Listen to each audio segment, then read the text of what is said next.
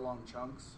And then I realized that you guys probably don't want to sit there and watch an entire hour of lecture if you just need 10, 15 minutes. So I'm doing a better job this term of talk a little, stop, start a new recording. All right. I pull up this page because I wanted to talk about Visual Studio. And I'm looking around and it seems like a fair percentage of you have your own machine, larger percentage are probably using university machines. That's totally fine, either way. But if you are not sitting in a lab and you need access to Visual Studio, how do you get it? NetBeans, it was easy. You go out, you Google NetBeans, it's free, everybody downloads it. Happy birthday. Visual Studio, it's about $2,000 if you want to buy a copy, but as a university student, you get access to it for free. So, where do I go? CECHUC.edu/IT. Click Students. Will you post this link on the announcements? Dude, I'm making a video. No. I'm just kidding, I'll post a link. But for what it's worth. There's also other good stuff. So, IT page, under Technology, go Software Downloads. Under Software Downloads, go Microsoft Software. And it'll bring you up to this page. This is an important page because if you don't have an MSDN Academic Alliance account or a DreamSpark account, you will need to request one, and the gentleman's name is Brian. And that is his email address underneath that link. Okay? This will give you access to all kinds of good stuff from Microsoft for free.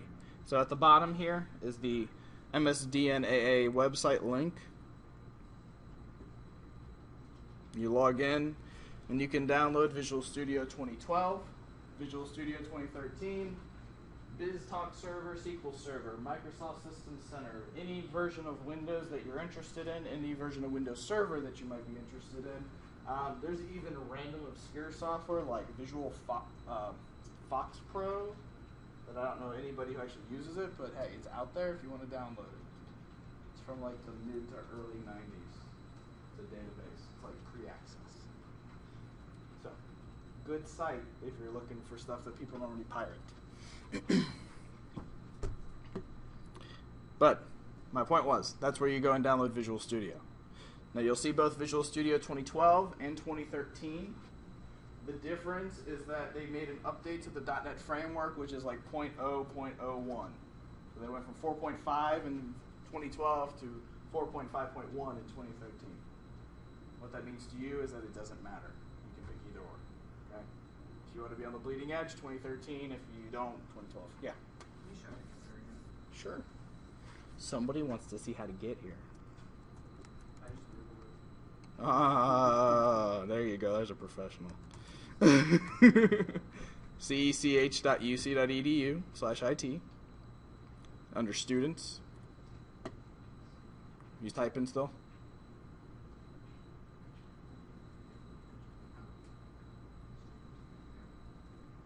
And then you go Technology, Software Downloads, Software Downloads, Microsoft Software. Okay. Cruise all the way to the bottom. And it's this MSDNAA website link. Yes, I will post it out under Blackboard.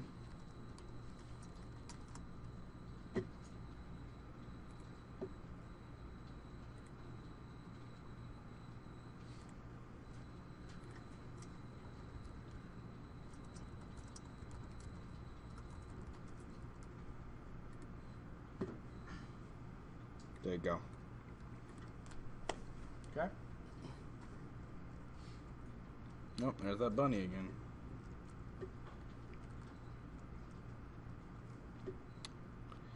Alright, so once you download it, it's probably about a 3 gigabyte download. So I would recommend if you need to download it at the university. Use their gigabit or net backbone to download it versus your 5 meg or 10 meg or whatever you got at home. So you just need a 3 gig or larger thumb drive for it. Installation, it's no-brainer. It's like anything else. Download, hit install. It does take, depending on your machine specs, it will take anywhere from 30 minutes, which is on my i7 with SSDs, to I've had it take up to 2 hours before I had solid-state drives.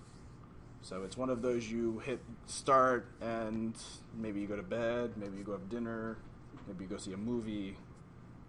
You don't hit start and then expect it to be ready in 10 minutes. So I made that mistake one time. I did an update right like 5 minutes before class, and I ended up teaching for about 20 minutes without Visual Studio. All right. So, we don't need that. Doop.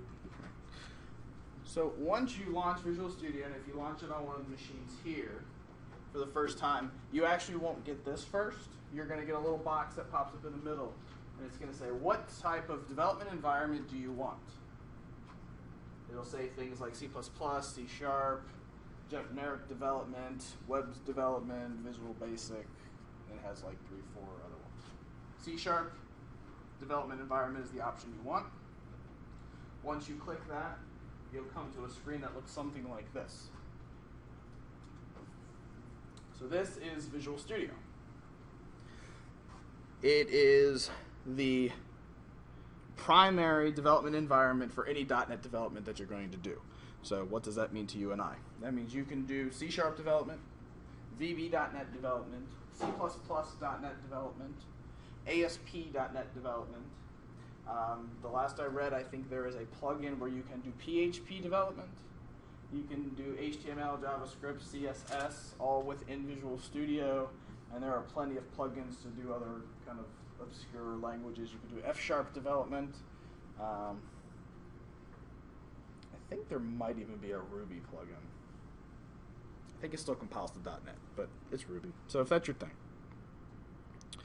All right. So from within Visual Studio, there's a few ways to go about starting up your first project. You can go File, New, and then you'll want to choose Project, which is your first option. Or right here off this little start screen, you can click New Project. What you'll be brought into is the New Project dialog box. And I always like to think of this as being broken into 3 segments. The first segment is your list of template categories. So what kind of application do I want to build? Right. If you don't pick the right option on that first screen that popped up, that little window that says C#, VB.NET, and the others, if you don't pick the right one, these templates change. So if you pick VB.NET by chance, Visual C# will not be the top option. Visual C# will be down here at the bottom somewhere. Or it may not exist at all. So, if you manage to hit the wrong one on accident, if you're really excited about programming and you just hit X, we can walk you through how to fix that. Alright, so we can do Windows Store apps, Windows apps, web apps, Office, SharePoint, cloud. How is cloud and web different? I'm sorry. Light switch reporting, Silverlight test, WCF, workflows, and then we have some other project types.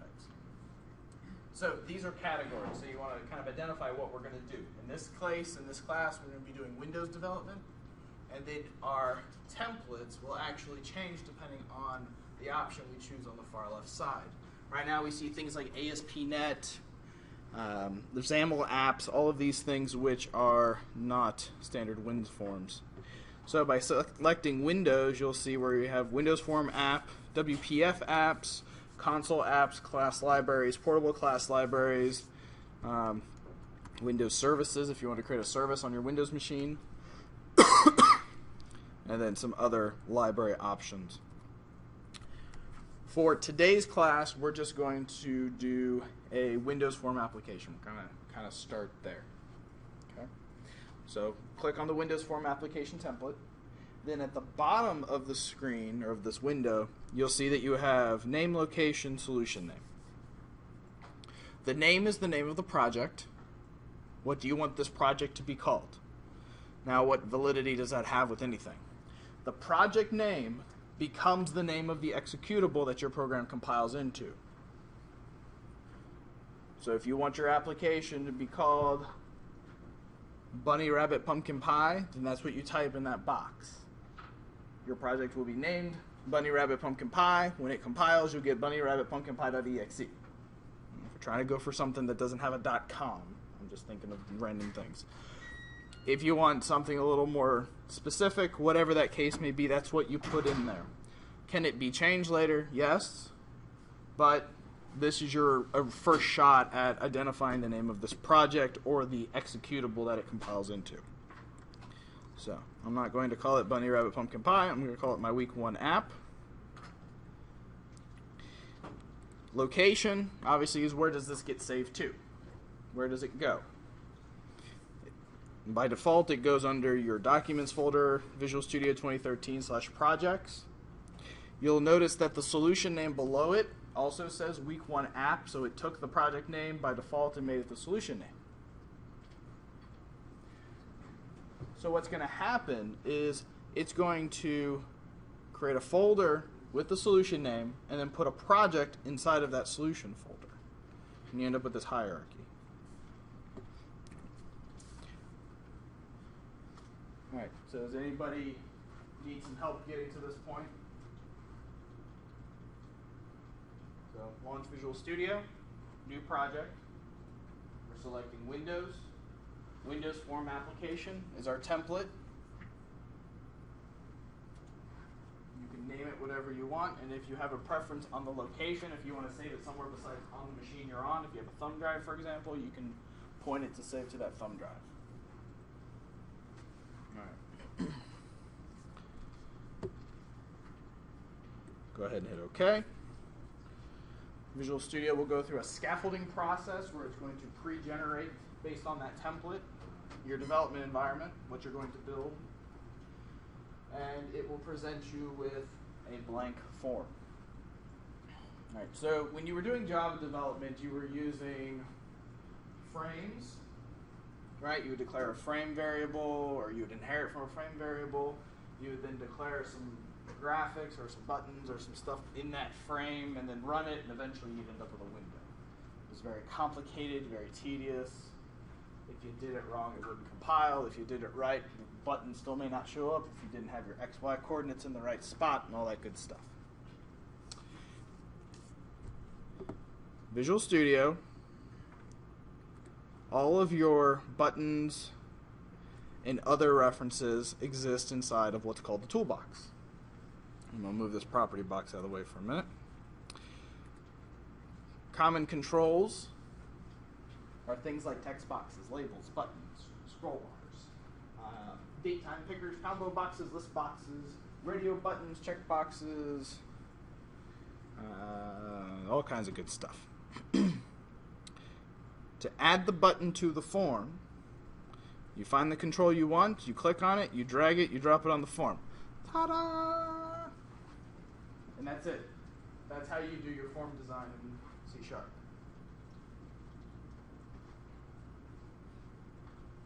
Is there code behind this? Absolutely. You should have on the right side, it may be open, it may be closed, it may be in a tab. You might have one of these deals going on.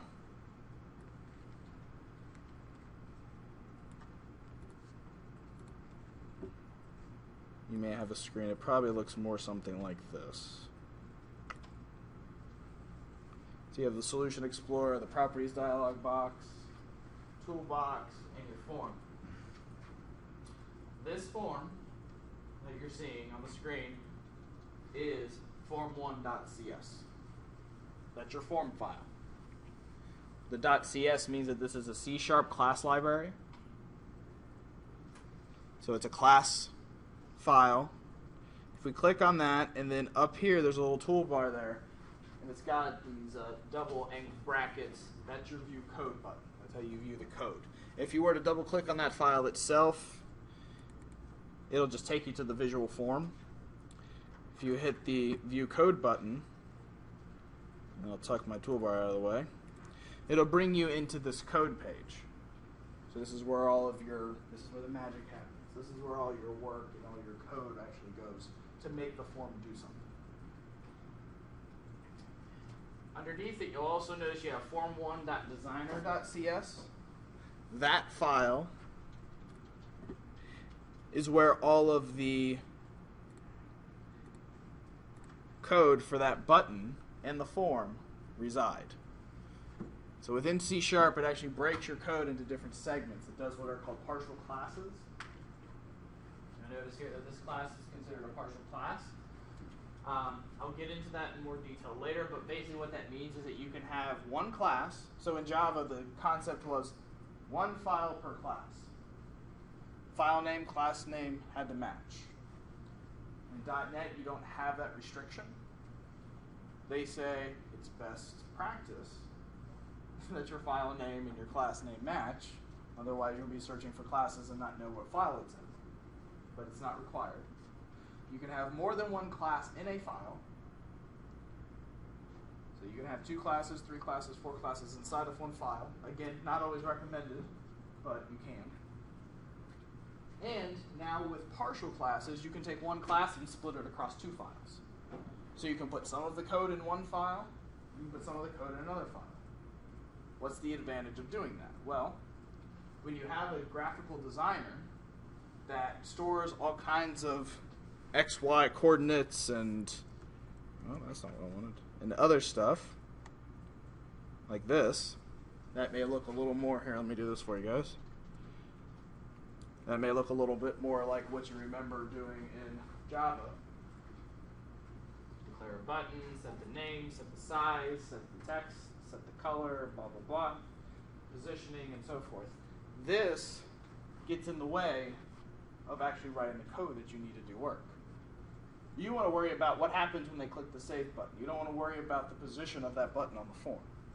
So they split that class, that form class, into 2 files. One is the designer file, which every time you go to this and you drag and drop this, this changes.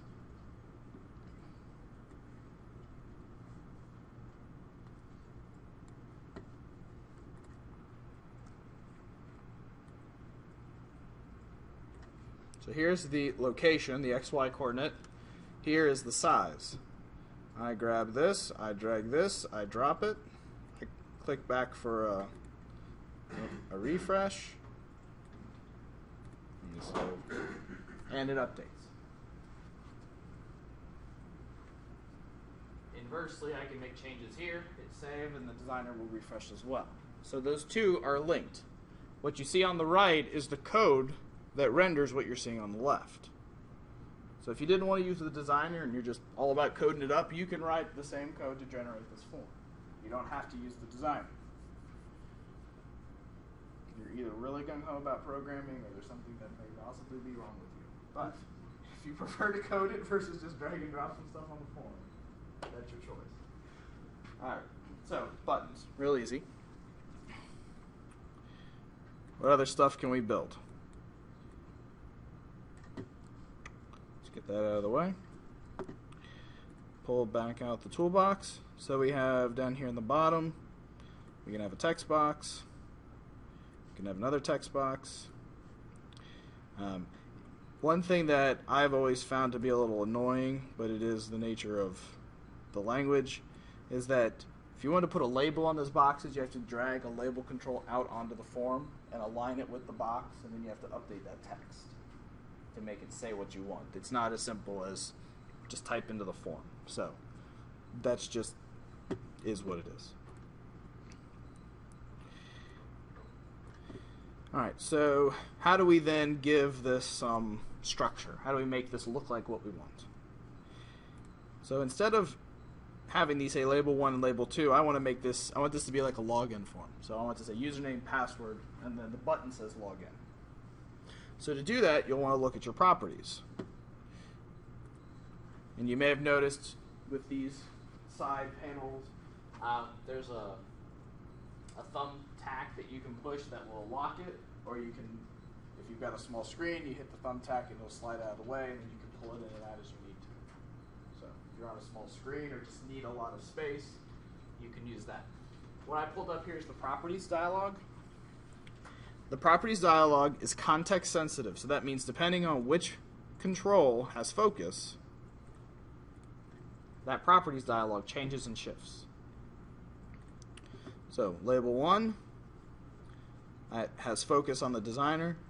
I want to change its text property to be username. Label 2, change this to be password. And the button, text, I want to say login. Alright.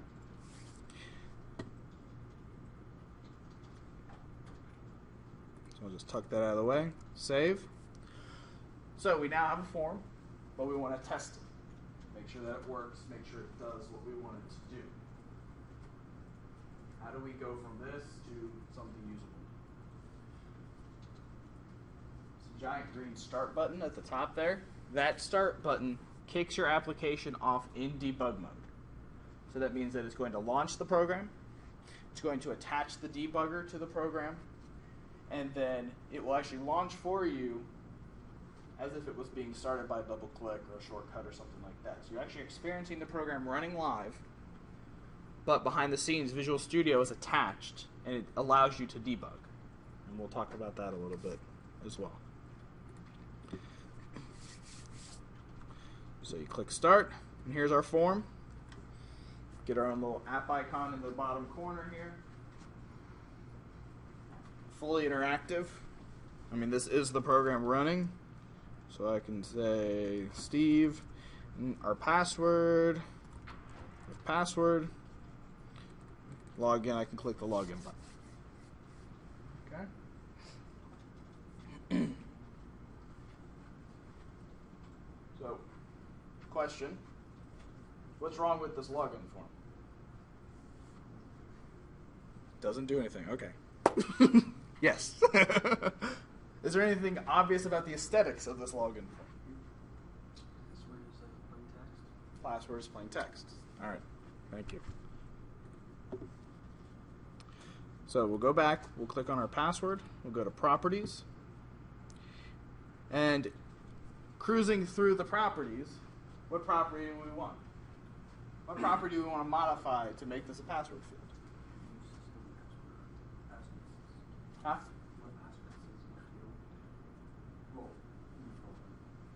Fill in what? Yeah, the password field. Asking about what you fill in. Yeah, like we want it to be stars instead of being plain text. Use system password. Is that a control? It's a property of that box.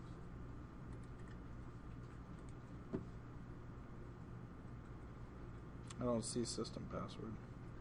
Use system password. Click button. That one right there says false. Or true. Ah.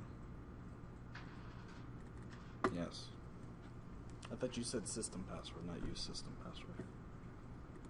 Yes. So, this box has a property called use system password char. So then by default, it will use whatever char is the system default. Alternatively, if you want to set your own password character, you can change that property password char, and you can make it whatever you want. So if you want it to be stars, if you want it to be horseshoes, blue moons, whatever. Can you demonstrate the stars and the horseshoes? I am not going off on a tangent for that. Alright, so F5 recompiles and restarts. And we now have password. Secured and protected.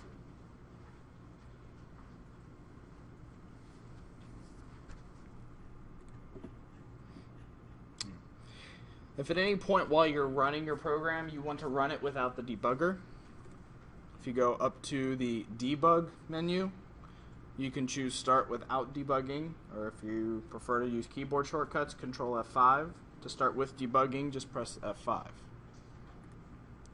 You can also, well, I guess on 2013 you can't drop down and choose debug without, or start without debugging. So yeah, so under debug, start without debugging.